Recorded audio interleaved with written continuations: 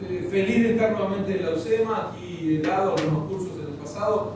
Les diría que quiero agradecer a Ana Capravi y a la Fundación Amagui, que son los que hicieron más esfuerzos por organizar esta charla, y que también van a estar detrás del curso que Alejandro les mencionó para octubre.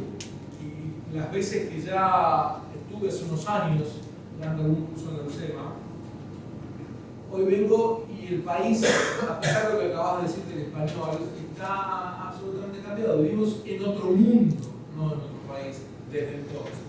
Desde el punto de vista de las comunicaciones, ustedes saben, yo me acuerdo del momento en que el fax quedó obsoleto y pasó todo a ser email y la gente se reía de quienes usábamos todavía fax. Hoy en día, me imagino que gente de la edad de Ezequiel se mira con un poco de desprecio a lo que usamos email. Ya todo pasa a ser WhatsApp, pero ya están anunciando que el WhatsApp está por quedar obsoleto en los próximos meses. Me pregunto, ¿qué podría ser más rápido que la actualización de WhatsApp? Ese es el tema, porque la gran discusión con la que iniciábamos los encuentros en el pasado era entre Francis Fukuyama y Samuel Huntington acerca del fin de la historia y acerca del choque de civilizaciones. Pero ese tipo de discusiones profundas como son y que influyentes como son, aún esas quedan en este mundo vertiginoso obsoletas a una velocidad espasmódica. Así que hay que buscar alguna discusión para iniciarnos que se haya producido en estos días. Es más, lo ideal habría sido una que se produjera esta mañana, que ya estaría bastante obsoleta en las horas que pasaron. Pero se me ocurre una de hace una semana, y perdonarán ustedes la antigüedad de la discusión, y me refiero a la que mantuvieron dos de los grandes nuevos empresarios que intervienen en el mundo de la comunicación hoy en día. Y me refiero a Elon Musk, 46 años, de aquellos que busca reducir las posibilidades de la extinción humana por medio de crear colonias interplanetarias, entre otras muchas cosas. Por un lado él, y por otro lado el bastante más conocido Mark Zuckerberg, el padre de Facebook, de 33 años. Y la discusión que tuvieron es en julio de este año, es decir, hace apenas unas semanas. Insisto, estará por quedar obsoleta la discusión en breve, sobre el tema de la inteligencia artificial, que es algo que nos está ocurriendo ahora. Un proceso que el mentado Francis Fukuyama denominó la idea más peligrosa del mundo. Y en eso consiste la discusión. De un lado, Zuckerberg, que no ve ningún riesgo especial en estas nuevas tecnologías, dice que nos van a servir en la salud y en las comunicaciones y que corren los mismos riesgos que cualquier otra tecnología que puede ser usada para el mal. Y del otro lado, Musk, que la llama a esta inteligencia artificial sin control el mayor peligro de la civilización. Así la definió en el MIT, en Massachusetts, en el antiguo año de 2014. Y la protagonizan, la polémica, dos personas que cada una en su campo ya anunció que está lanzando un proyecto para unir nuestros cerebros con las computadoras. En marzo de este año, Musk anunció la fundación de la sociedad Neuralink, dedicada enteramente a la conexión de la que les hablo, pero él desconfía de estas mentes artificiales y es el que pide regularlas antes de que se transformen en un peligro irreversible para la humanidad. Y el tema en sí no es nuevo. Una vez que aparece un tema que no sacude, uno empieza a buscarle linajes, antecedentes. Y ya en 1747, Julien de la Métrie escribía su libro El hombre máquina, que reflejaba lo que la física mecanicista venía planteando de algunas décadas antes, que es ver el cuerpo como un reloj, el corazón como una bomba, cada uno de la fisiología humana trasladada al mundo de la mecánica. Y exactamente 2 siglos después, Norbert Wiener, en su libro Cibernética, que popularizó el término, estoy hablando de 1948, dio algunos pasos más audaces y explicó el cerebro, ya no es lo mismo que el corazón o el pulmón, el cerebro, como una computadora. La conducta inteligente resulta de mecanismos de retroalimentación y pueden estimularse por medio de máquinas cabalmente. Entonces, el sistema nervioso, decía Wiener, puede entenderse como una especie de mecanismo de control. Y el primer alarmado por estos avances fue Wiener mismo, que quiso plantear los dilemas que presentaba esto al espíritu humano y llamó a un libro de 1964 con el ocurrente título de Dios y Golem, Sociedad Anónima. Lo que ocurría es que la máquina pasaba a ser un golem, un cuerpo amorfo creado por el nuevo Dios que era el hombre, y lo dice mucho mejor que yo Borges en uno de sus mejores poemas, El Golem. John von Neumann, que era el socio de Wiener, fue el diseñador de la lógica de la computadora, durante sus últimos días en el hospital a la espera de su muerte por un cáncer incurable, escribió también reflexiones similares llamadas El cerebro y la computadora. Es decir, desde la fusión de este dúo acecha el verdadero golem. Y la idea del hombre creando su propia destrucción, por un lado arroba, estremece y da miedo. Hoy en día hay una corriente llamada el transhumanismo. ¿Cómo lo escuchaste? Me preguntó vos porque soy el más joven de la sala, entonces siempre voy a tener ahí parámetro. El transhumanismo que propone concretamente despedirnos de nuestra especie por medio de transformar radicalmente nuestra condición, con las tecnologías disponibles, generar esa metamorfosis, cambiando ojos, oídos y otras funciones con programas de ordenador, funciones cerebrales. Por lo tanto, lo que acecha es el post-humano. Entre los alarmados por esto están grandes personalidades, Bill Gates, de Microsoft, Stephen Hawking, de la Universidad de Cambridge, mundialmente famoso. ¿Por qué? Porque si esto procede, vamos a dejar de ser seres humanos en breve. Si no hemos dejado ya de ser seres humanos. Hay un poema hermoso de James Flecker que escribe en 1911 y se llama To a Poet 1,000 Years Hence, a un poeta de aquí a 1000 años. Y él le cuenta a su poeta que va a existir dentro de 1000 años. No me despierta curiosidad a dónde llevaron la tecnología, porque me imagino que viajan por el espacio y construyen lo que quieren, pero las preguntas que tendrán que hacer son mucho más sencillas. Have you wine and music still? ¿Todavía hay vino? ¿Hay música? Diríamos en términos argentinos, hay fogones, fogones, ¿no? Hay salen de campamento, tocan la guitarra. Lo más probable que dicta nuestra intuición es que no. Pero hice la pregunta. ¿Tienen, dice Flecker en su poema, tienen estatuas y amor y reflexiones tontas y plegarias? Eso es lo que quiere saber si ese hombre todavía entendería.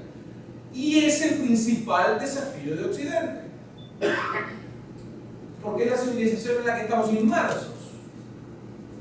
Ustedes se preguntarán, bueno, eso es el mundo, no es Occidente. Claro, pero Occidente lidera en todos los campos y si hay algo con lo que tenemos que enfrentarnos, siempre va a ser desde Occidente. En matemáticas, en ciencia, en medicina, a partir del siglo XVII, todo eso son logros occidentales. Y no solo en el campo de la ciencia y de la tecnología, también en lo que respecta al imperio de la ley, al gobierno representativo, a la ética del trabajo y los factores o las facetas, los aspectos en los que Occidente lidera son interminables. Y la gran pregunta es, ¿de qué hablamos cuando hablamos de Occidente? Vamos a tratar de focalizar, porque es un concepto que obviamente no tiene definición legal, que no tiene un abordaje unánime, pero que sigue usándose con mucha frecuencia y fundadamente. No es un club, es un marco general de referencia. Así que entremos en los detalles acerca de qué lo caracteriza. La expresión de Occidente surge como una autoidentificación por parte de Europa para denominar primero una zona del mundo, a una cultura y su civilización que está confrontada con el Oriente. Y desde el vamos somos conscientes de este intrínseco eurocentrismo del término. Pero no menor que el historiador alemán que escribe allá por 1685 Historia Antigua, y ahí presenta la división o la periodización de la historia, separándolas en edades antigua, media y moderna, en base de hechos y procesos de la historia europea. Pero claro, se trata de la influencia de estos hechos en el mundo entero, entonces es imposible salir a pesar de darnos cuenta de que geográficamente es eurocéntrico. Porque en realidad su relación con la geografía, la relación de Occidente con la geografía, es muy incierta, muy relativa. Incluso el uso político del término, que cambió esencialmente a lo largo de la Guerra Fría, de los 45 años de Guerra Fría, entre 1947 y 1991, también hizo que Occidente pasara a ser una palabra, diría, medio ambigua. No se sabía muy bien quién sí y quién no estaba incluido. No existe un alcance único del concepto, porque varía mucho según la época, o la persona que lo utilice, o la cultura desde la que se lo aborde. Obviamente no cabe la estricta geografía, porque si fuera así quedarían excluidos de Occidente países muy occidentales en el sentido de sus contenidos, como vamos a ver, como Taiwán, Corea del Sur, Israel, Singapur. Y ni siquiera las alianzas militares sirven para definirlo, porque en ese sentido Suiza y Suecia no serían considerados como Occidente o países del primer mundo, porque se mantuvieron neutrales durante la mayor parte de los conflictos que afectaron especialmente a Occidente. Y por otro lado, Turquía, que no es considerable como país occidental, es un miembro de la OTAN, de la Organización del Tratado del Atlántico Norte, así que cabría desde el punto de vista militar incluirlo en el mundo occidental. Entonces, si no es la geografía y no es la política, ¿qué sí? Primero, las fuentes culturales, las referencias culturales del país. Hay quienes lo mencionan como sucesores del Imperio Romano y el derecho romano y de la estabilidad que dio al mundo durante 4 y pico de siglos. Pero mejor que eso todavía, creo yo, son las raíces literarias culturales. Y aquí una visión, a mi juicio, bastante plausible es considerarla en sus dos columnas, los griegos y los hebreos, el helenismo y el hebraísmo. Dos movimientos culturales, columnas vertebrales de la civilización en la que vivimos, una civilización que va germinando a partir de ciertos principios y valores en los que estamos inmersos, una civilización que se autoabastece, que progresa, que se autocorrige. Los griegos y la filosofía, el arte, los deportes, los hebreos y la ética, los principios de igualdad ante la ley, de la dignidad del individuo. En algunos valores superponen la democracia ateniense y la democracia del libro bíblico de Samuel, algunos siglos antes. La civilización occidental entrelaza la antigua Grecia con sus ideales estéticos, mayormente referidos al espacio, y el antiguo Israel con sus ideales éticos, mayormente referidos al tiempo. Y la herencia hebrea y grecorromana son la base en la que se sustenta este mundo occidental. Y aquellos países basados en la conjunción de estas dos culturas antiguas, que se amalgaman, que se expresaron en el derecho romano, en el arte del Renacimiento, en el pensamiento de la Ilustración son las democracias de Occidente. Y aquí digo democracia porque es un valor ostensible, característico de Occidente. A partir de ella, los países del mundo occidental comparten ciertas premisas fundamentales. Claro que con excepciones y con altibajos, sin entrar en los detalles, pero más o menos incluye el Estado de Derecho, la ley está por sobre todos, el sistema liberal, con mayores o menores limitaciones, los derechos humanos como principio, hay una dignidad humana que requiere la defensa de ciertos derechos que tenemos por ser seres humanos. Ya podemos ir viendo que en ningún caso es perfecto el esquema, pero con marco de referencia, aun si no se da en la práctica, el ideal de estas sociedades sí está, incluyen estos valores mencionados. Y no subestimemos el ideal. Cuando una sociedad tiene como ideal concreto algo que no se está cumpliendo, no implica que se excluye del marco de referencia de Occidente que estamos dando.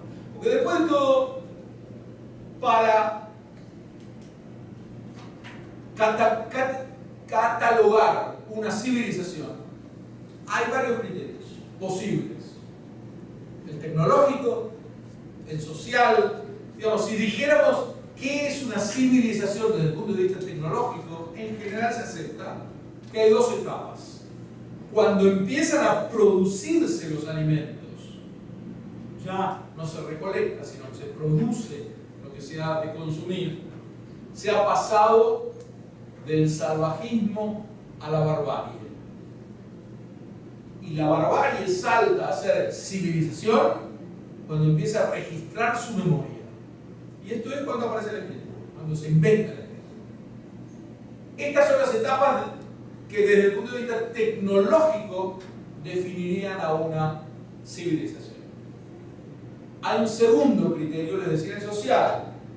Y fija como parámetro para hablar de civilización el momento en que se empieza a generar la división del trabajo.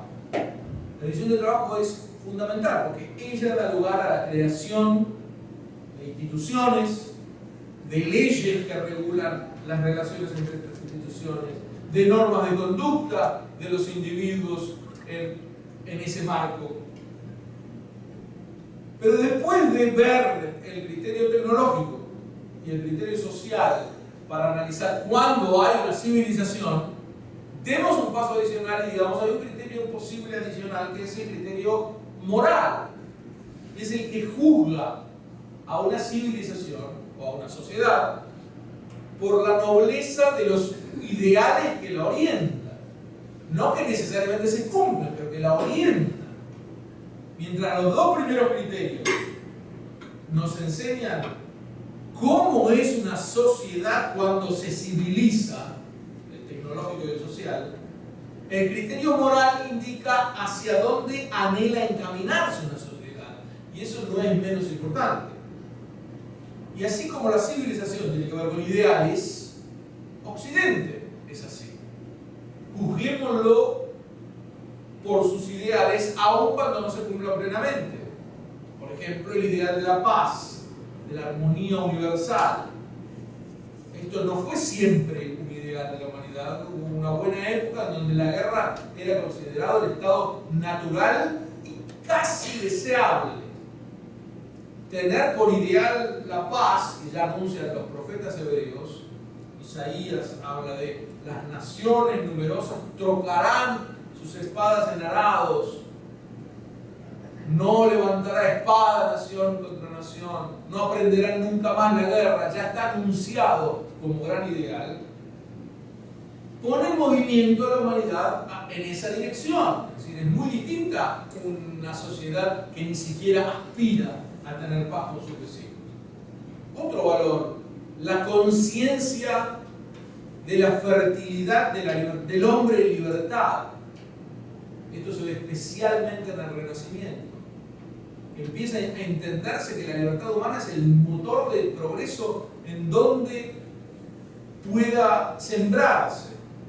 Podemos cifrarlo en quien compuso una especie de himno a esa era gloriosa. Y hablo de Juan Pico de la Mirándola, en su apasionada Oración de la Dignidad Humana, 1486, en donde comienza preguntándose, 1486, pleno Renacimiento, comienza preguntándose, ¿cuál es el espectáculo más maravilloso del universo? Y responde más o menos, no hay nada más espléndido que el ser humano. Porque mientras la naturaleza de todos los otros seres está constreñida por leyes prescriptas, el hombre determinará su propia naturaleza según su propio arbitrio. Oh, suma y admirable la suerte del hombre al cual le ha sido concedida la libertad para obtener lo que desee y ser lo que quiera. El hombre desafía esta construcción de las leyes naturales y empieza a hacer su propio universo. O, si nos tenemos que ceñir a lo que dije al comienzo, a hacer su propio universo y destruirlo. Pero ese es otro tema, lo retomaremos al final. Pero claro, aún con los ideales más sublimes, obviamente no todo es rosa. Porque la libertad, como Pico de la Mirándola tanto exalta, genera además angustia, desestabiliza.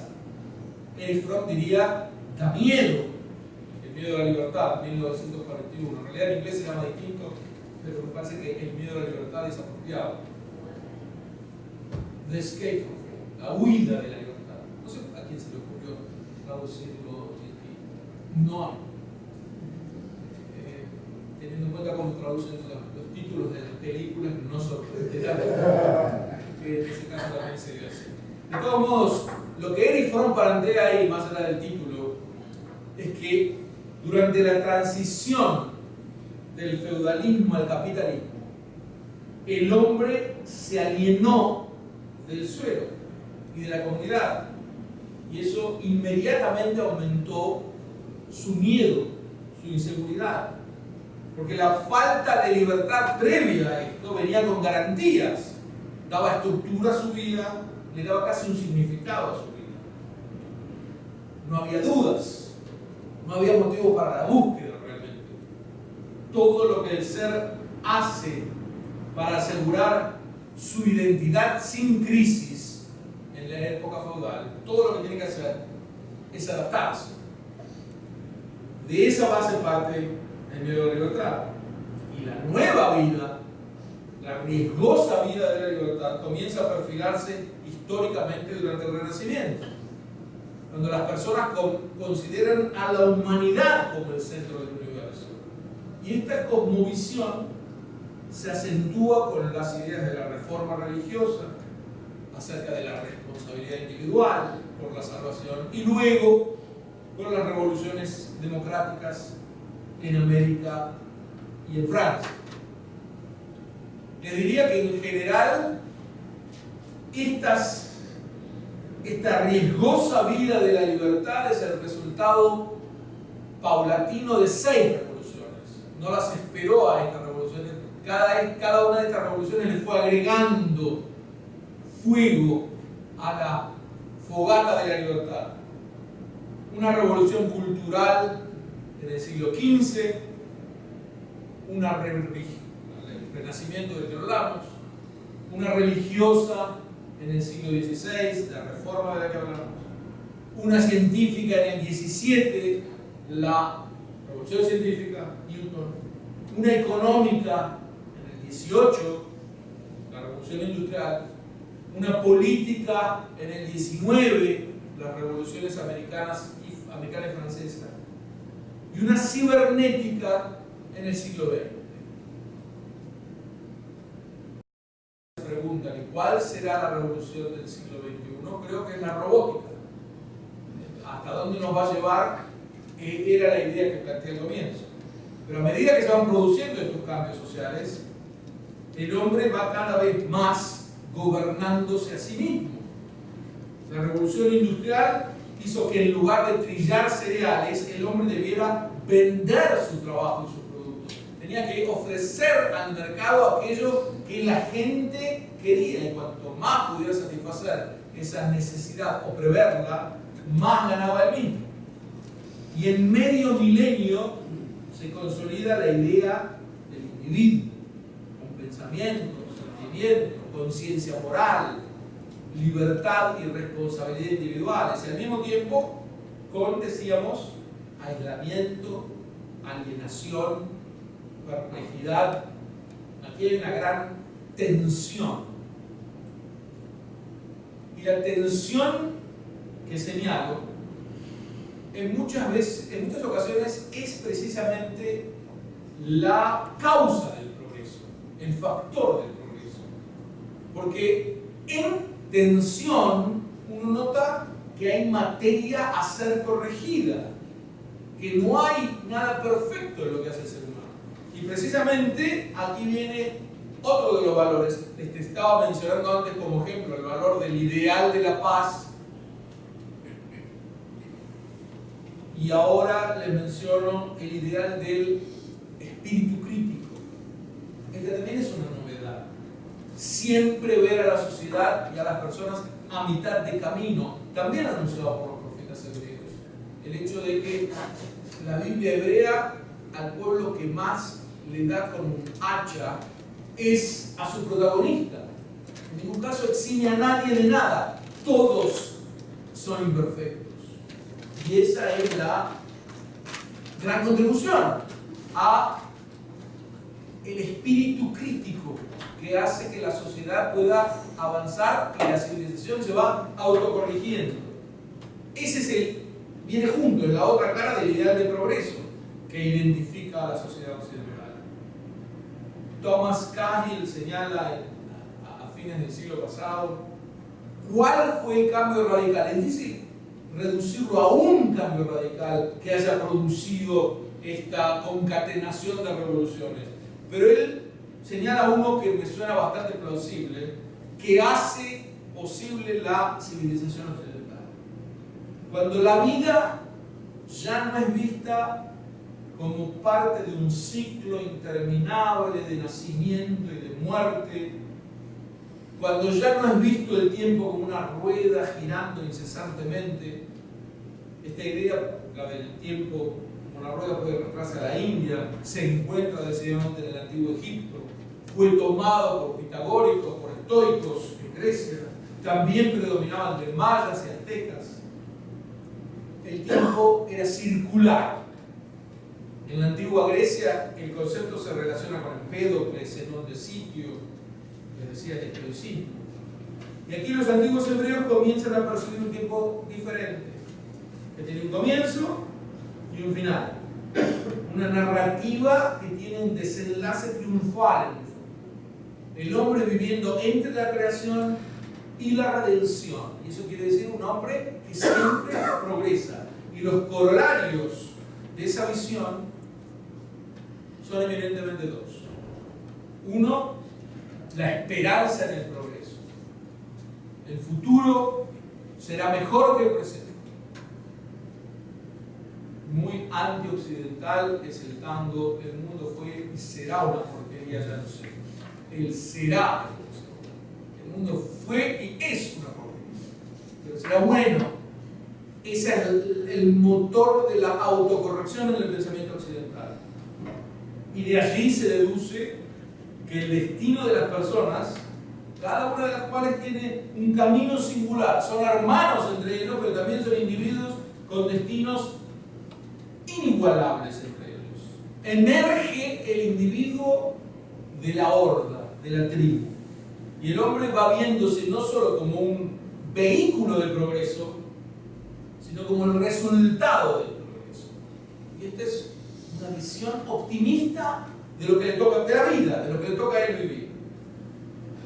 Y además, empezamos a mirar no solo la meta de mejorar, sino el camino que nos trajo hasta aquí. Cuando el Cromañón se impuso sobre su versión menos esbelta, el Neandertal, hace unos 40.000 años, creo que hace poco descubrieron que fue hace mucho más, pero en fin, creo que ninguno de los presentes estuvo allí como testigo, por lo tanto 40.000 años sigue siendo una cifra razonable. Inicia inicia en ese momento la gran marcha hacia la civilización. Ya empieza ahí. Pasará mucho tiempo hasta que tenga las primeras revoluciones. Pero lo fundamental es que en ese momento vivía en hordas. Sentía miedo constante. Menos uno que no tenía tanto como función sentir miedo sino provocarlo. Era el jefe de la horda, el que se imponía a todos, el que generaba una buena parte del miedo, además de obviamente los miedos que impone la naturaleza.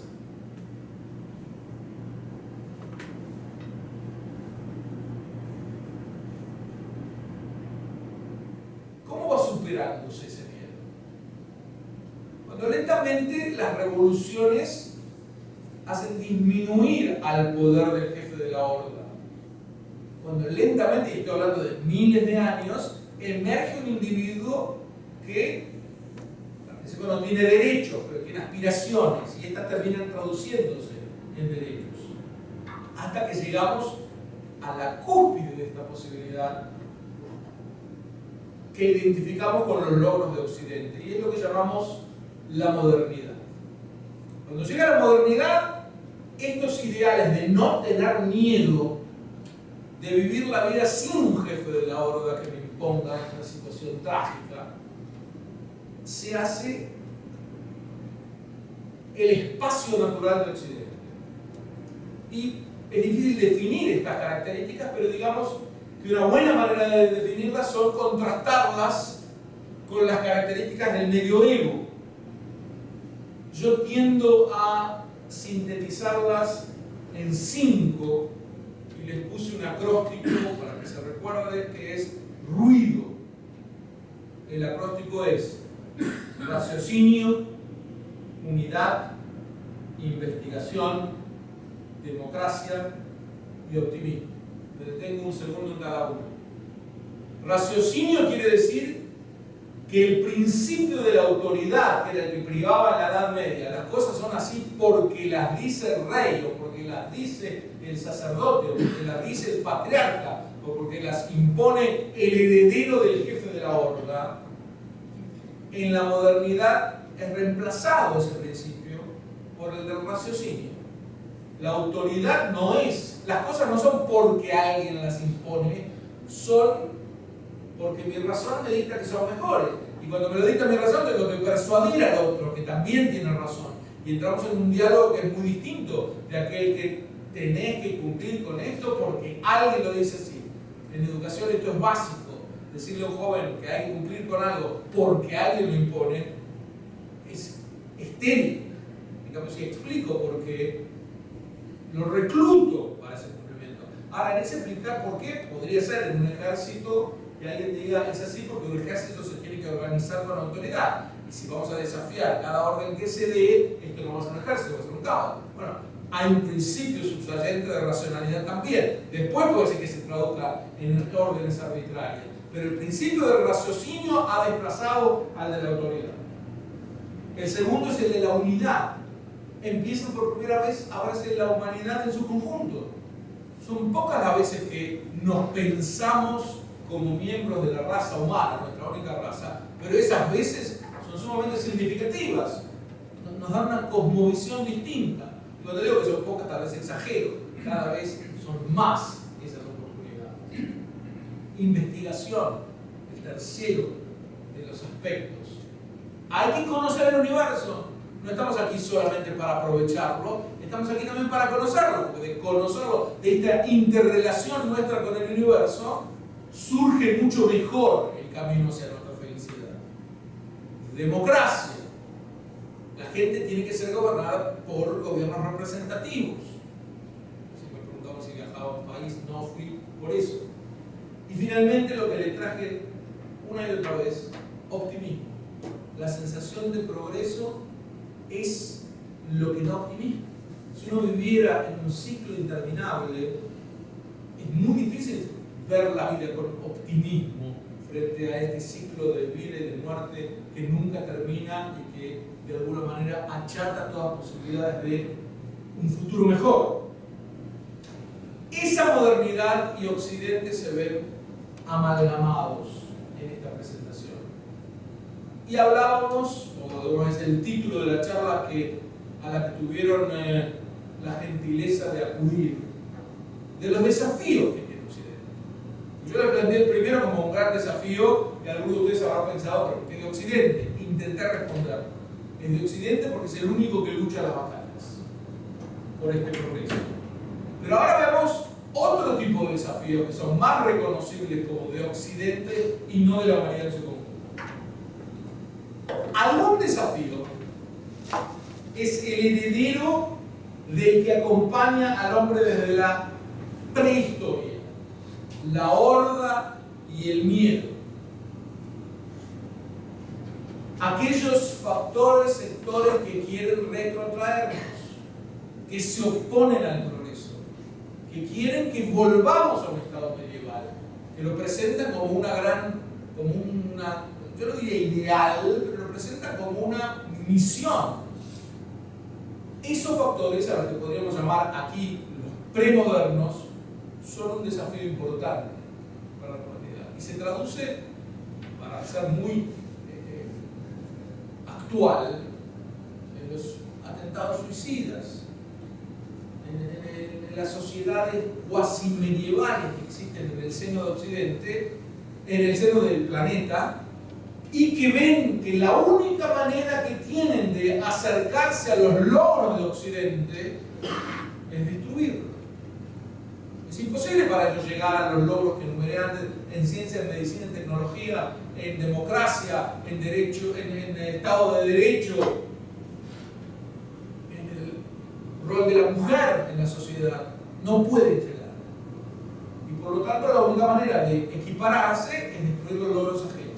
Y a eso se dedican. Porque la libertad no solo es difícil de conseguirse, sino que cuando se adquiere, además, como decíamos antes, procuramos huir de ella.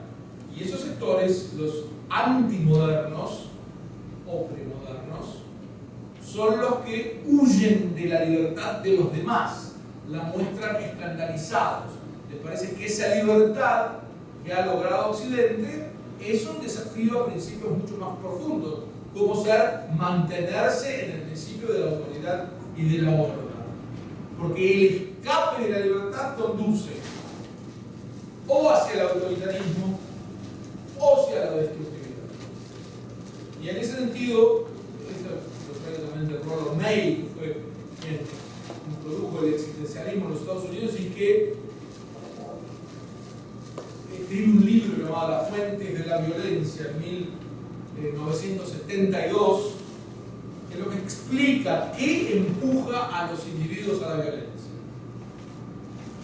Digamos que ese mensaje ha cobrado una vigencia especial durante la primera década del siglo XXI, porque ahí tuvimos que abrir los ojos a la pesadilla de que el terrorismo islamista adopta la forma de ambas destructividades al mismo tiempo, o de ambos escapes de la libertad simultáneamente, la destructividad y el autoritarismo. Y esa destructividad es autodestructiva también. Porque algo muy notable de lo que explica Rollo May en el libro citado es cuando él trata de ver qué conduce, qué empuja a los individuos a la violencia, plantea que es el ahogo prolongado de su autorrealización. Eso lleva a la imposibilidad de encontrar significado en sus vidas. Y eso explota. Lo repito, cuando el hombre está ahogado porque no puede autorrealizarse y siente que nunca va a poder salir de su pantano, deja de encontrar significado en su propia vida y entonces pasa a querer destruir. Aún cuando diga que él es muy feliz y que quiere con esa destrucción ganar el paraíso. Pero la vía para ganar su paraíso es destruir. Y estos dos factores, frustración y vacuidad, son frecuentemente generados en las dictaduras. Por eso lo de la democracia es tan importante. Porque la dictadura trata de imponer sobre una colectividad, sobre un colectivo, un marco que este colectivo no elegiría. Y entonces uno de los ideales que inmediatamente viola es el principio del ideal de la paz. Ustedes saben que entre democracias nunca hay guerras. Para que haya guerra tiene que haber por lo menos una dictadura.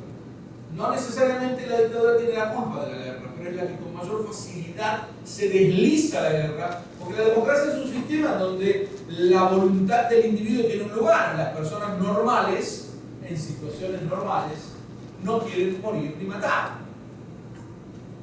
Y por lo tanto, entre dos países democráticos que están por ir a la guerra, saldrían grupos en uno y otro que tratarían de detener a sus propios gobiernos. Ahora, cuando la decisión la toma un duce o un ayatollah o un mullah o un soviet supremo, no hay que consultar a nadie, no hay ningún factor que lo detenga, no hay ninguna voluntad popular a tener en cuenta, sino simplemente expresar el delirio de que uno está representando los intereses unánimes de una sociedad.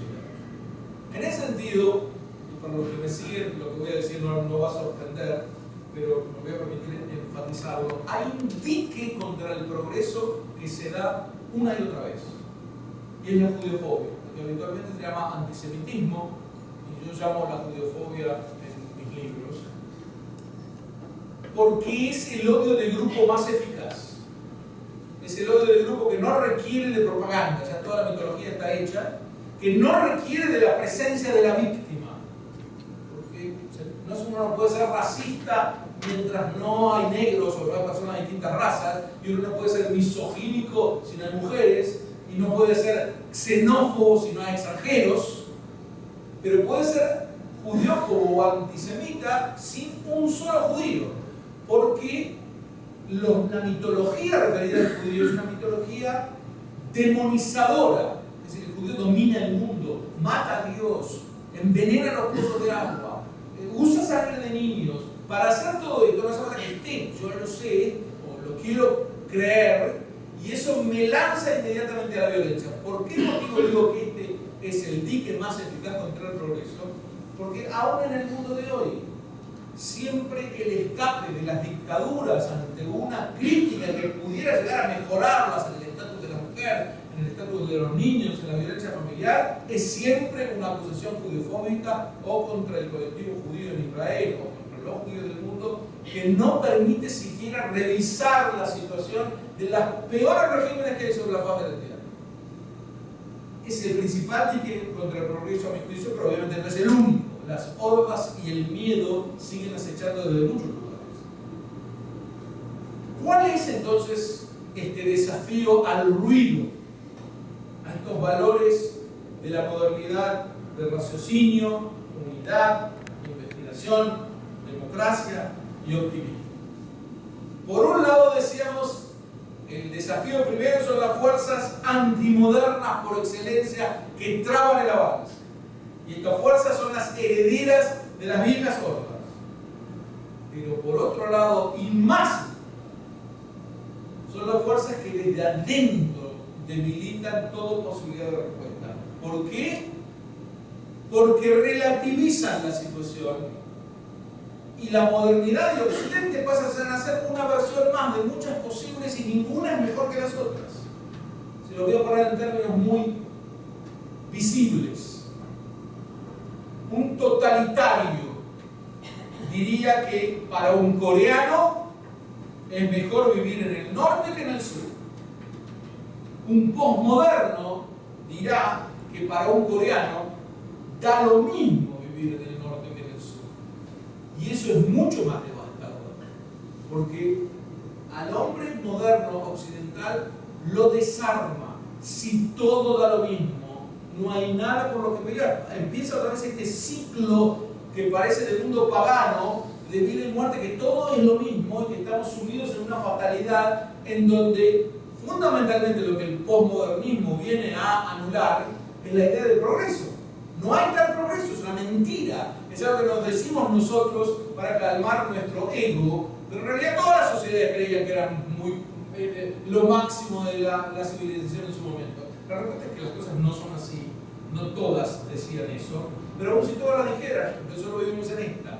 Y sin duda podemos ver en muchas áreas progreso. No da lo mismo vivir en en un país acosado por una dictadura en donde si hay una pequeña disidencia te mandan a un campo de concentración para ser torturado, como es Corea del Norte, que vivir en un país libre con todas las irregularidades del caso, donde uno puede progresar y no pierde ese sentido de la autorrealización posible, como es Corea del Sur. Que no hay superioridad moral intrínseca, dirán los postmodernos, el enemigo de adentro, entre estados tribales como la península arábiga y las democracias en ebullición de Occidente. Ninguno es mejor. Y cuando nos planteamos que hay algunos que son mejores, es una mera jactancia, etnocentrismo, por no llamarlo ya directamente como hacen habitualmente, racismo puro. Hay pocos términos de los cuales se ha abusado más en los últimos 20 años del racismo. Si uno dice que prefiere tomar agua, ya puede ser acusado de racista. Hace poco a un profesor, esto lo incluí en un artículo porque nunca había visto que el delirio pudiera llegar a tanto. No puedo acordar ahora en qué college de los Estados Unidos estos grupos de espacios seguros, no sé si saben lo que es, espacios seguros es un lugar que empezó siendo en las universidades un espacio en donde quien sintiera que es perseguido por su condición de minoría pudiera encontrarse con otro de su misma condición sin que entren los que son considerados de la mayoría para poder hablar libremente. Y en principio podía llegar a ser, bueno, casi como un club de ajedrez. Si yo quiero juntarme con la ajedrecista, no quiero que venga alguien que no sepa jugar al ajedrez a opinar en el lugar. Pero esto derivó en la locura, en donde los espacios seguros se transformaban en especies de bolsones donde la verdad última era sostenida por un grupo que no admitía ninguna discusión, porque en ese espacio seguro nadie podía oponerse, disentir, discordar. Imagínense en una universidad que debería ser el templo de la discordia y del debate abierto, pasaba a ser eso. Y lo que leí en uno de estos espacios seguros es que en una universidad, si me escriben un email que Ana va a poner a disposición de todo el que quiera, será un placer seguir esta conversación por email después. Ven qué antiguo que soy, yo les digo email y no WhatsApp, pero escribir en WhatsApp ya cansa mucho más. A mí, les digo entre paréntesis que hay un profesor, Michel Serre, un pedagogo francés, que escribió muy ocurrentemente un libro llamado Pulgarcito, y se refiere a la nueva generación de los pulgares. El tema es que quien quiera escribirme el email decía, le voy a dar el nombre exacto del college, lo pueden ver en un artículo mío en internet también. Pero en este college uno de los espacios seguros decidió que iban a hacer un día de la ausencia en la cual estaba prohibida el ingreso a la universidad a toda persona, agárrense por favor, de raza blanca. Es decir, todos nosotros tendríamos prohibido el ingreso a la universidad ese día. Un profesor que osó decir que le parecía mal fue acusado de racista. Entonces uno decía, no sé, la transformación a la que se ha sometido el lenguaje en los últimos años hace de la palabra racismo un mero insulto. Es decir, si alguien me pega, es racista. Si alguien te mete el dedo en la nariz, es racista. El término racista aparece enseguida, insisto, para aquellos que osamos decir que vivir en democracias occidentales y liberales es mejor que vivir en un gran campo de concentración como Corea del Norte o Irán o Arabia Saudita.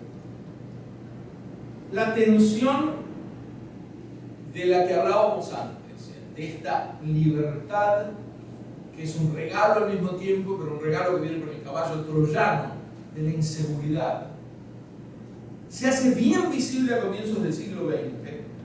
Porque a comienzos del siglo XX, o a fines del XIX incluso, Occidente llegaba a la cúspide de su auge, con los avances máximos de la revolución industrial. Todo parecía filosóficamente encaminado. Y ahí el mundo se derrumbó. El comienzo de la Primera Guerra Mundial es difícil percibir hasta hoy el grado de cataclismo que esto significó. Fue una hecatombe en dos sentidos. Desde la afuera, porque nacen ahí los totalitarismos. Los tres totalitarismos son el resultado de la matanza inesperada en la que resultó la Primera Guerra Mundial. Hablo del nazismo, o el nazifascismo, el comunismo y el islamismo, nacen más o menos en la misma época después de la Primera Guerra Mundial, probablemente porque la psicología general de las sociedades era la desesperación de encontrar una idea que dijera blanco y negro. Todo es así. Es decir, después del caos en el que habían vivido, ahora querían una solución drástica, y entonces nacen estos tres totalitarismos. Uno habla de una raza superior, uno de una clase superior, uno de una religión superior, pero da lo mismo. Lo importante es que es un movimiento hegemónico, violento y que se quiere imponer en el mundo entero. Los contenidos son mucho más parecidos de lo que aparentan entre ellos. Y desde adentro, estos son los cuestionamientos desde afuera a Occidente, y desde adentro que aparecen justamente estos cuestionamientos a la mismísima idea del progreso. Retrocede la visión clásica del progreso y se da este atisbo a la visión pagana del ciclo, se replantea. El gran portavoz es probablemente Friedrich Nietzsche, y se oye también en la visión pesimista de Schopenhauer, que es el que anima a esta posibilidad. Pero la época del optimismo toca a su fin, con el fin de la Belle Époque. Por eso le digo como anécdota, a mí me suena que el Titanic, el barco, se transformó en tan importante, porque fue el 15 de abril del año 1912 en el que se hunde, dejando más de 1500 muertos, lo que parecía la cúspide del progreso, y anuncia emblemáticamente que se hundía Europa entera. Por eso fue, digamos, la visión del comienzo de la hecatombe. El estallido de la Primera Guerra Mundial, el siglo XX, alguien dirá bien ocurrente también, comenzó 14 años tarde.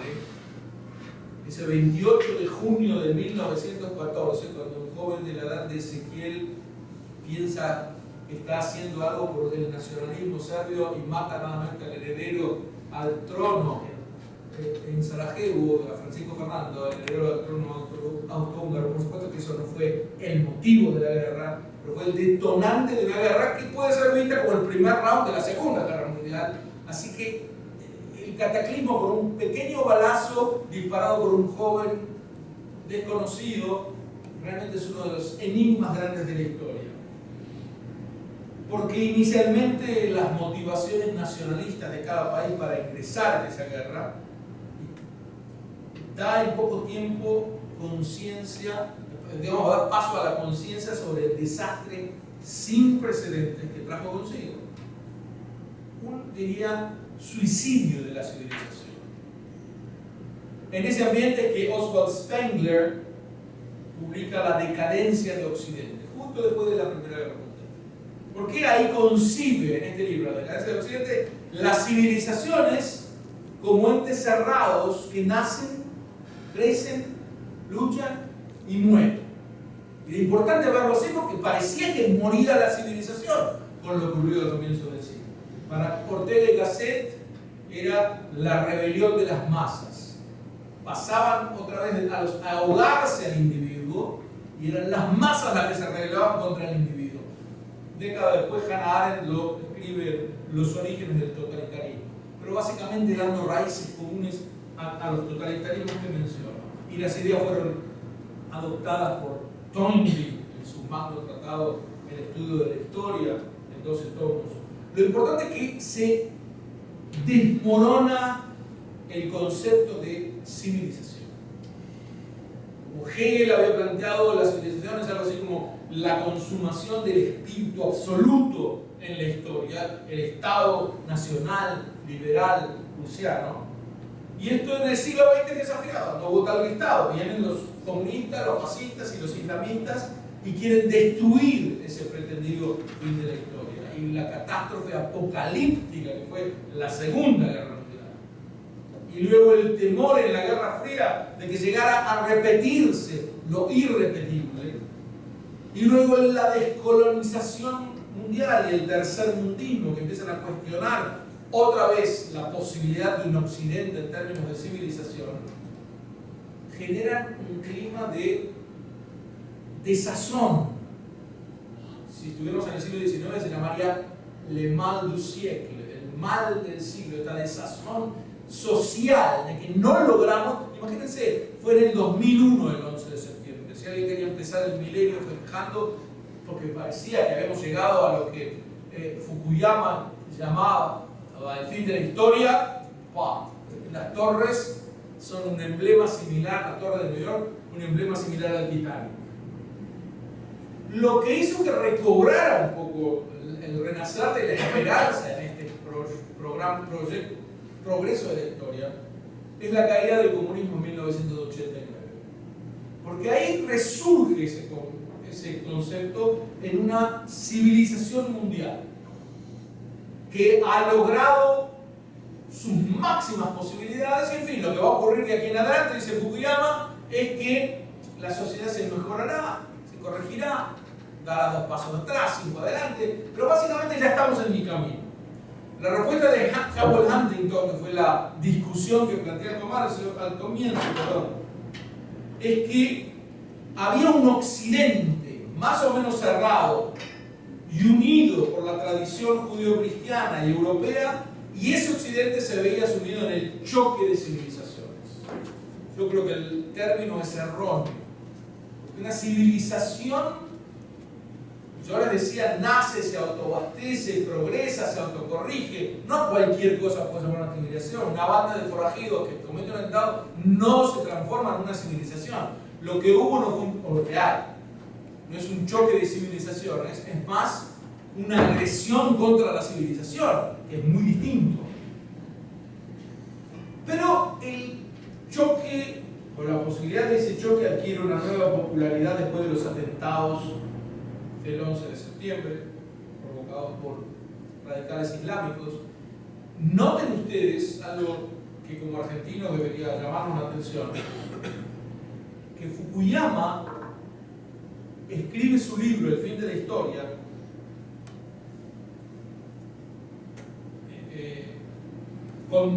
contrastado por Huntington con el choque de las civilizaciones entre los 2 atentados en Buenos Aires, el de 1992 y 1994, el de la embajada de Israel y la AMIA, que fueron un preludio al 11 de septiembre.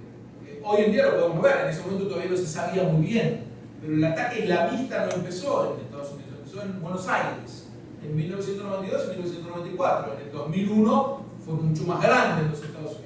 Pero ahí ya se podía prever, y ese es el momento en que se gesta esta polémica que estoy citando.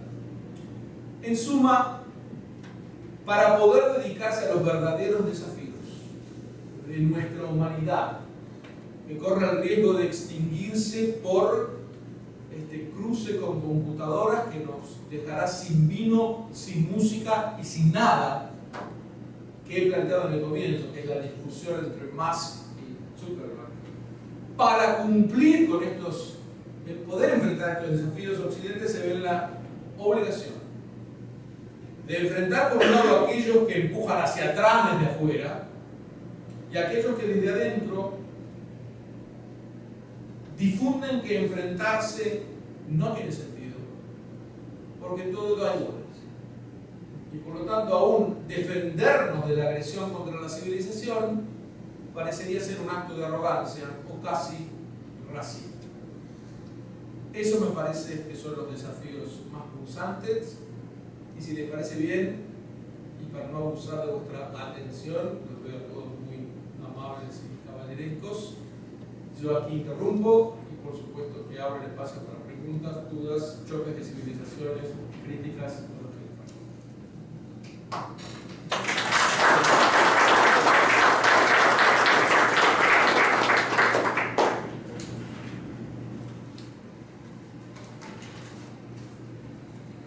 Abrís la boca y la cerraste, ¿está bien? Era para confundir. Dígame, ¿tu nombre? Carlos Pablo. Carlos, sí. Me gustaría su opinión sobre el tema de China y el rol de China en el próximo año. ¿China y qué? ¿Qué rol va a tener en los próximos años? Si lo preguntas en los próximos meses estaría complicado, ni te cuento los próximos años. Yo creo que China está encaminada a ser un país occidental y ha dado muchos pasos en esa dirección. Dos fundamentales. Uno, que la economía es lo más parecido a un sistema liberal que se encuentra en el planeta, y eso de por sí abre el campo a la democracia, a las posibilidades de progreso y a la sensación de progreso de la gente. Te lo digo aparte, no sé si me preguntaron, vos sabés que he estado en China muchas veces, o me lo preguntaron porque sí. Okay. Yo fui a China, por suerte, muchas veces y enseñé en muchas escuelas, universidades, etc. Así que conozco bastante de cerca el proceso. Les decía, una es esa parte de la economía, pero hay otra parte política, y es la siguiente. Sin duda China es una dictadura, pero no es una dictadura como las habituales a las que estamos acostumbrados, que se autoperpetúan en el poder. Ustedes saben que cuando Maduro dice que nunca dejará la revolución, que nunca abandonará la revolución, quiere decir nunca voy a abandonar la guita. Lo dice con términos rimbombantes, quiere decir nunca voy a dejar el poder, y el poder con todas las prebendas del caso. Son todos los regímenes o los sistemas o los movimientos que nos hablan de la gran revolución y se refieren en realidad a la revolución. Pero ese es otro costado. El tema de China en particular es que por lo menos no se autoperpetúa el poder, es un cambio muy grande. Está prohibido por ley en China que las autoridades sigan más de 5 años. Es una especie de dictadura que se impuso a sí misma esta limitación para que los dictadores, porque son dictadores, pero no sientan que nunca van a tener que rendir cuentas, como le pasa a Saddam Hussein o a Gaddafi o a todos los grandes dictadores que creen que nunca van a tener que rendir cuentas porque después de ellos son monarquías absolutas. Es decir, ¿a quién va Kim tener que rendir cuentas cuando él hereda a su abuelo y a su padre y probablemente va a tener un hijito al cual darle el poder si antes no lo ayudan desde afuera a los norcoreanos? El tema es que esa cláusula cambia radicalmente el esquema dictatorial de China.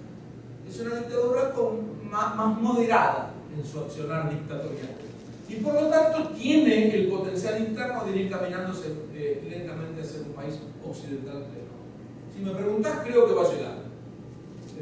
¿Cuánto tiempo? Es difícil saberlo, insisto, en el mundo vertiginoso en el que vivimos es difícil prever de acá a meses, pero esa es mi opinión. Sí, ¿cómo es tu nombre? Mi nombre es Héctor Espira. Espira. Espira, sí. Te quería consultar, ¿cómo visualizás el tema de vos hablaste de la cibernética, que se habla hace muchos años, cuando hoy en día se habla tanto de la robotización y del futuro del trabajo, cómo está comprometido y que ya hay gente que te habla del 40, 50 o 60% de los futuros trabajos que se conocen, por ejemplo, que van a desaparecer la mayoría. Eso va a traer evidentemente un cambio social muy grave. ¿Cómo visualizás esa etapa que estamos cada vez más cerca? Porque antes se creía que era bastante lejana y cada vez está más cerca. Yo diría muy grave, diría muy grande.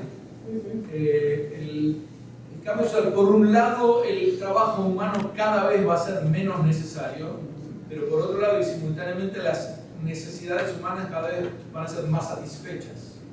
Entonces es cierto que en pocas décadas una buena parte de lo que hoy en día hacen seres humanos lo van a hacer robots, pero no es que los seres humanos van a estar muriéndose de hambre, esos que hacían ese trabajo, sino que van a estar sus necesidades satisfechas como vienen siendo satisfechas en Occidente cada vez más. El mito de que en Occidente cada vez hay más pobreza y cada vez la gente vive peor no deja de ser un mito. La gente vive cada vez mejor y no un poco de la gente, toda la gente. Hay gente que vive pésimamente mal, pero nunca ha vivido mejor que eso.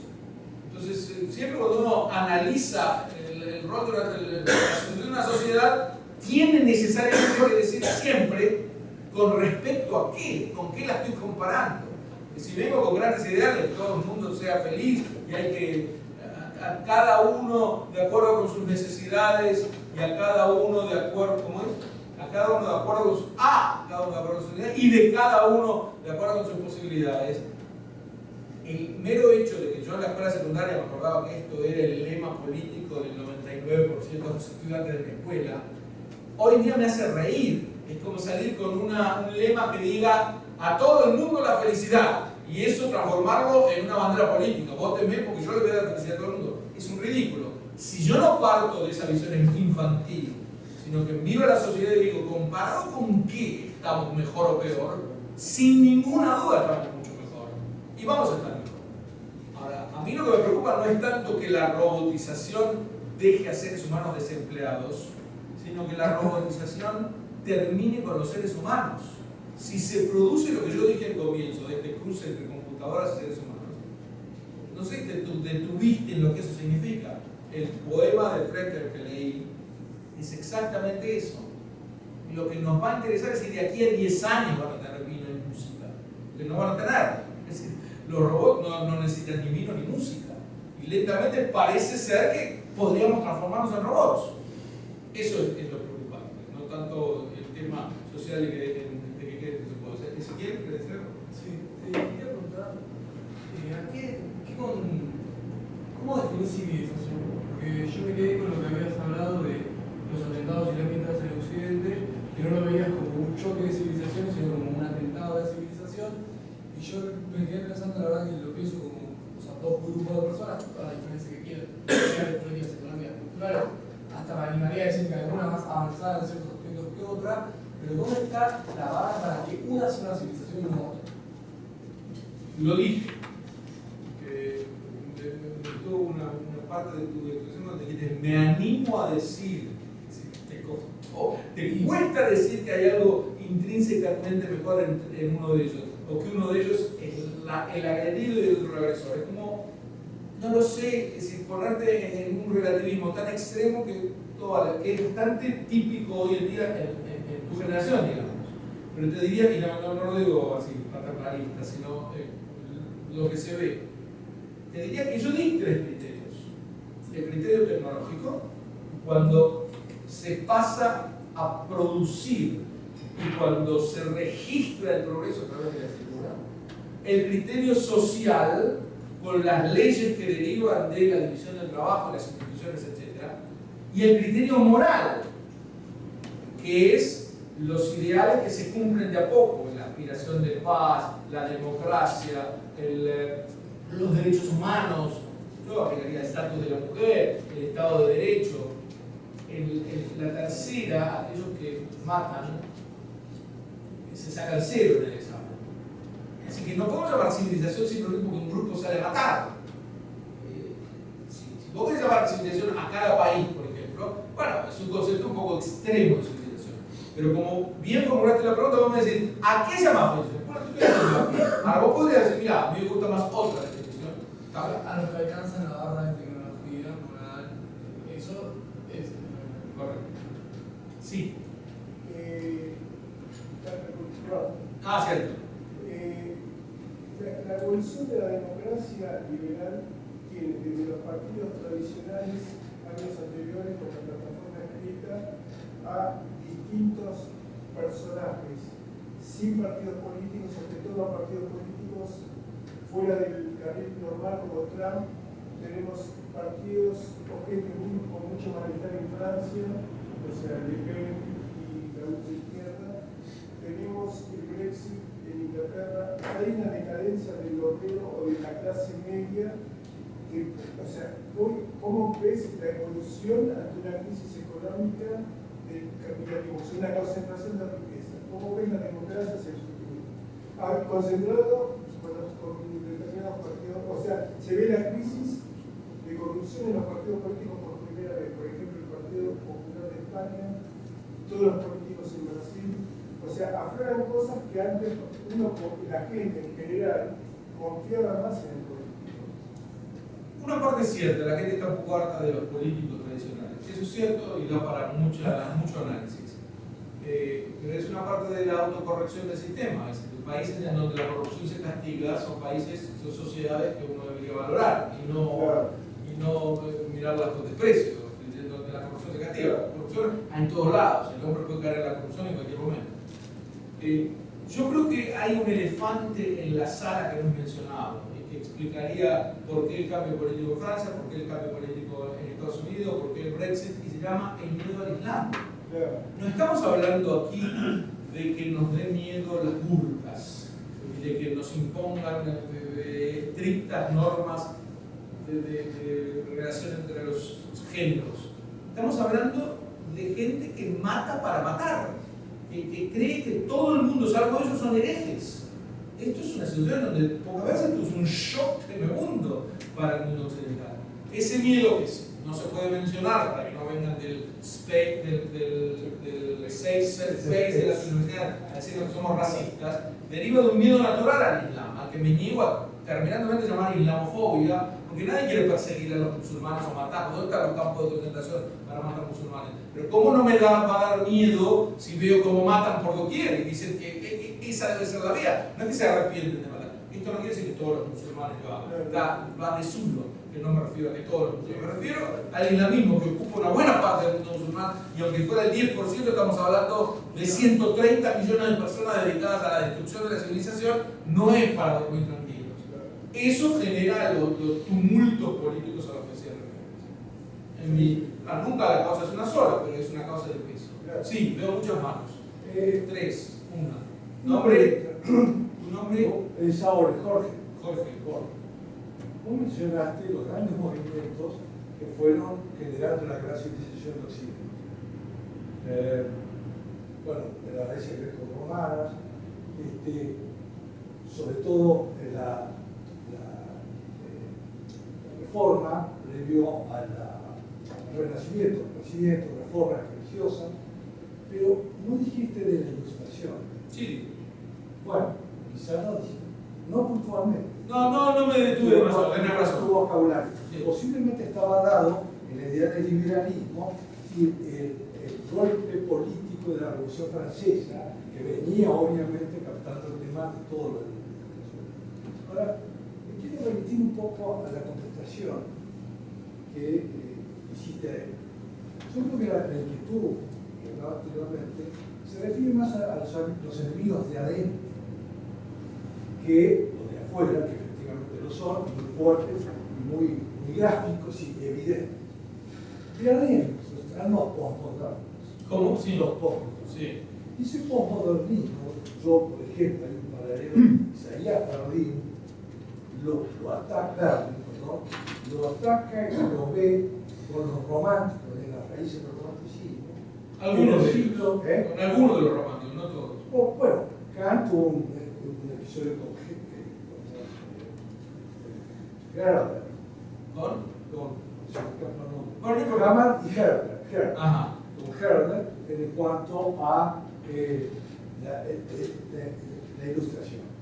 Y eso se fue penetrando, y hoy yo podría decir que a lo mejor los mismos progresistas son hoy en día, sin apunarse en sus ideales como el marxismo, el fascismo, etc., son los nihilistas de hoy que desde adentro los están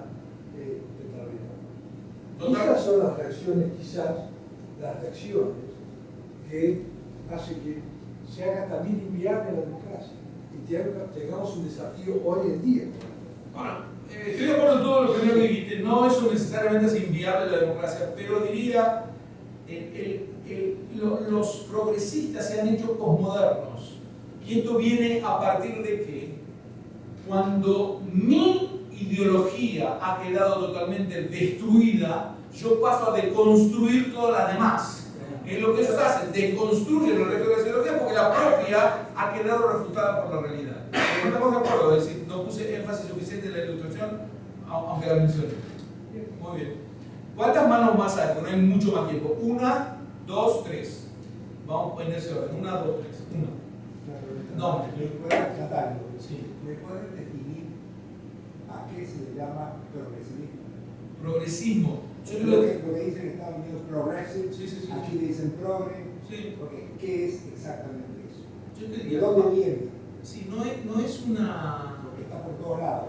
Sí, no es un término taxativo, cuando vos decís queda clarísimo, pero más o menos es un término político que define a aquel que se considera tener el monopolio de cómo es el progreso y que en la práctica se alía con las fuerzas más retrógradas del planeta para llevar a un retroceso de la sociedad. Básicamente, para ponerlo en términos muy drásticos, te diría son los abanderados de la revolución, que se llenan la boca con revoluciones imposibles y todo lo que hacen es apoderarse de los estados para llenarse de dinero. Y lo digo tan brutalmente porque es lo que estamos viendo. Eso es. Se va preguntando. Como ven, no lo digo con mucha simpatía. No, por eso. me estaba preguntando eso simplemente porque Hillary Clinton dice yo soy progresista. Correcto, y viene Y es de... una ladrona.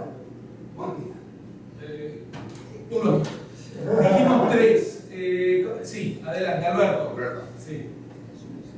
Gustavo, ya que hablaste de democracia y dictadura, De democracia y dictadura. quería consultarte, o sea, que vos des tu opinión sobre lo que está pasando en Venezuela y qué puede pasar después de todo esto que está... Lo que está pasando en Venezuela es una extremación de la que habría pasado en la Argentina si no se hubiera producido un cambio de gobierno. Y lo digo esto para que despertar mayor optimismo, porque la Argentina estuvo al borde de un colapso parecido. La consecuencia natural de una dictadura es en algún momento pasar a reprimir, porque si no, digamos, el régimen de Venezuela no solamente que no crece, sino que creo que en el último año tuvo un 12% de retroceso en la economía. Hay economistas que es una cifra que casi sin precedentes, casi sin precedentes. Por lo tanto, está viviendo una situación de colapso que puede ser un régimen así. Si él dice claramente yo nunca voy a dejar la revolución, y les dije lo que quiere decir eso, lo que tiene que hacer es empezar a reprimir. Ya mataron 126 personas en la calle. Y los progresistas, que si el que hubiera matado a 126 personas en la calle hubiera sido un militar del sur de Sudamérica, dirían que es un genocidio organizado. Salen a defenderlo. Es una cuestión, por eso es tan difícil definir al progresismo, porque es una especie de delirio, digamos, una esquizofrenia tal entre lo que se dice y lo que se hace en la práctica que genera una dificultad de definición. Mi opinión es la misma opinión que tenemos todos, es un colapso generalizado y no le veo gran futuro. Otra vez, ¿cuánto tiempo? No lo sé, porque un régimen así no puede durar eternamente. Lo único que les quiero decir es que yo era de los que creía que después de Chávez no podía haber nada peor, solo que tuve que tragarme mis palabras porque vino Maduro. Ahora no quiero decir que después de Maduro no puede haber nada peor, porque el que era ministro de Interior, Chávez, cuando había 100.000 asesinatos en Venezuela, se llama Tarek Asaymi, que es un activista del Hezbollah, y él por suerte ya no es ministro del Interior, es vicepresidente. Así que si Maduro cayera y él asumiera el gobierno, todavía hay posibilidades para algo peor en Venezuela. Y lo lamento muchísimo por los venezolanos porque esa es ¿Vos eres el segundo? Falta el tercero que era... perdón. ¿Y tu nombre? Sí. Hacer esta pregunta que a lo mejor es un poco rebuscada, buscando de todo. Por un lado, el relativismo filosófico, pues vos nos dices frente, yo supongo, a una jerarquía de valores, ¿no es cierto? Condiciones donde obviamente no todos los valores son iguales. Hay una relación indirecta entre la discusión y la discusión más bizarra. Cuando vos dijiste que para Zuckerberg en realidad no hay ninguna implicancia desfavorable con respecto a esta tecnología que están desarrollando, y más un tipo más cauteloso que dice, ojo, tenemos que tener cuidado. Es decir, no como personajes, sino como corrientes o filosofías distintas. ¿Lo puedes hacer en cada caso cada dos corrientes filosóficas a las cuales se lo presidente? Estoy pensando. Me parece que no. Me parece que no, porque ninguno de los dos es un relativista extremo y lo que está ocurriendo es una diferente percepción de a dónde llevan estas tecnologías. Y más dice muy agresivamente tal vez, Zuckerberg lo entiende. Y él dice, yo le voy a cantar la precisa, y es que va a haber robots asesinados en las calles en poco tiempo. Lo digo en términos muy dramáticos. No creo que se asemeje a la postura de relativista, porque ninguno de ellos es un relativista. Simplemente tiene una diferente percepción de a dónde nos lleva la inteligencia artificial, y si no se apodera la inteligencia artificial de nuestras vidas, los invito al seminario de octubre, en donde inteligencias naturales van a poder participar con la misma atención que les agrade. Hasta